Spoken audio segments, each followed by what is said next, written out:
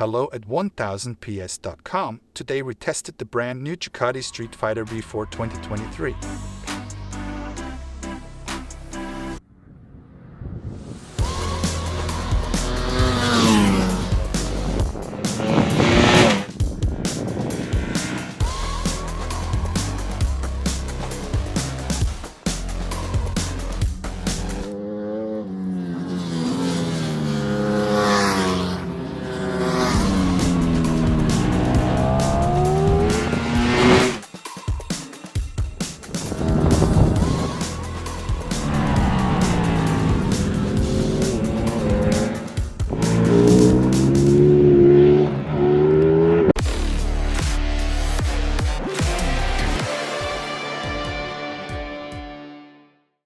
With the new update of the Streetfighter V4, Ducati tries to make good things even better and gave the strong naked bike a few nice changes. Some of the improvements were taken from the new Panigale 2022.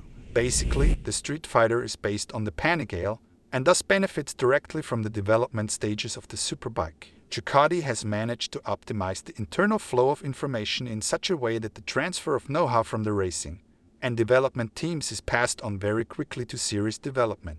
What has changed now? As with the Panigale, the Streetfighter has had its swing arm pivot point raised by 4 mm to reduce the squat effect, the compression of the rear end under strong acceleration. This helps to keep the radius at the exit of the curve better and to be able to drive a tighter line despite acceleration. The only difference to the Panigale is the longer swing arm. This is necessary when converting the superbike to a naked bike in order to maintain driving stability. This is always difficult to achieve, especially with strong undisguised motorcycles, because of the high lift due to the wide handlebars and the upright seating position. The weight on the front wheel is significantly reduced. To improve this even further, the company continues to rely on large winglets, which were already used on the predecessor. To get a better grip while riding, the tank has been shaped differently, especially in the thigh area, to keep the effort required during hard braking or fast direction changes to a minimum.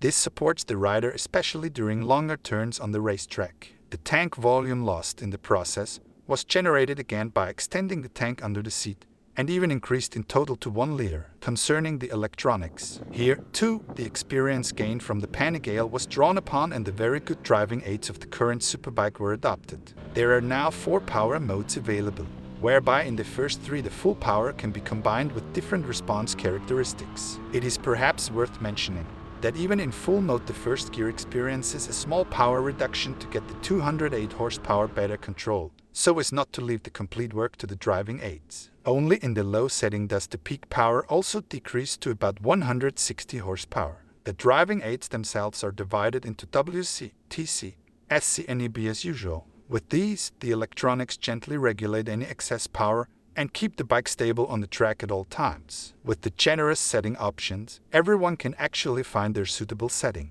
But what is a great help with the update, especially for the rather inexperienced driver, is the new display. Here, all driving aids with the current settings can be displayed very clearly in the race interface. In addition, the control responsible for the intervention always starts to flash, and thus tells the driver which screw should be turned if the intensity of the intervention is not as desired. And this works really well. By directly selecting the individual driving aids, they can also be fine-tuned while driving. Of course, you can compile a few presets in advance before setting off, so that you can activate them even faster via a button. The tire calibration is a particularly helpful feature for use on the racetrack. With it, different tire circumferences or ratios can be easily read in via the display. All you have to do is activate the function on the display and then drive straight ahead for a short distance. The electronics recognize all changes and save them, thus keeping all driving aids at the highest level of control quality. What is new in the chassis? The basic setup of the Öhlins suspension installed in the V4S or SP is comfortably tuned and still allows a brisk pace on the track. Only at a forced gait and at faster turn-ins over bumps can the fork no longer provide complete peace and thus creates a certain life of its own with reduced feedback. However, this could be reduced well by adjusting the damping settings. Basically, there is a dynamic mode, which automatically regulates the damping settings during the ride depending on the driving situation, and a customer mode, where the respective settings can be adjusted individually. For the less experienced drivers, the dynamic mode will probably be the best choice, as you then don't have to worry about the settings. General There will be the new Streetfighter again in 3 different versions: V4, V4S and V4S P2 with the already known equipment gradations. A highlight is certainly the as an option available raised open double piper GA. It not only creates a cheeky acoustic background, but also provides a performance increase with then a total of 220 horsepower with adapted napping, and is visually a real eye-catcher. Unfortunately, this is not approved for road use and will probably also empty the wallet properly. Thus, this will probably remain more of an option for the one or other racetrack driver with excess budget. Conclusion: Ducati has again managed to achieve an increase in performance with small changes in detail. Even if the performance data have not changed, but the drivability has been improved in small areas. You can no longer expect the big hit, even in the current state, since there is hardly anything to complain about on the new high-performance bikes anyway. A small drop of bitterness remains for me, however. The non-existent wind protection makes life a bit difficult in the long run, especially on the racetrack. Especially on fast tracks, the wind pressure presses the helmet properly against the nose, and thus tenses the neck muscles enormously. But that's probably the price you have to pay if you want to ride a naked bike, just as you have to reckon with darkness at night.